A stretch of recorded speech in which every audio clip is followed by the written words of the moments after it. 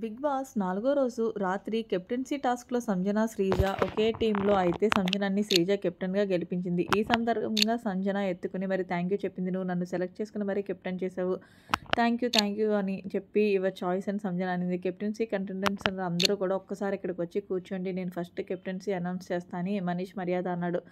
ప్రియ కూడా గట్టిగా పోటీ అయితే ఇచ్చింది. 40 నిమిషాలు ఆ రాడ్స్ పైన నిల్చొని చాలా వరకు ట్రై చేసింది. లాస్ట్ వరకు రాముకి మరియు శ్రీజకి పోటీ పడింది. కానీ సేఫ్ ప్లేస్‌లో శ్రీజ ఉండడంతో కెప్టెన్‌గా సంజనాని గెలిపించింది. ఈరోజు విన్నర్స్ అయితే సంజన అండ్ శ్రీజ అని మనీష్ అయితే అనౌన్స్ చేశాడు.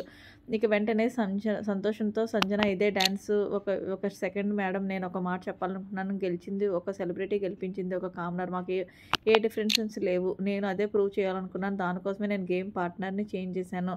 ఐఎమ్ న్యూట్రల్ అని మనీ స్ట్రాంగ్‌గా సెలబ్రిటీస్‌కి కౌంటర్ ఇచ్చినట్టు మాట్లాడాడు. ఇదే నా గేమ్ ప్లాన్ అన్నాడు.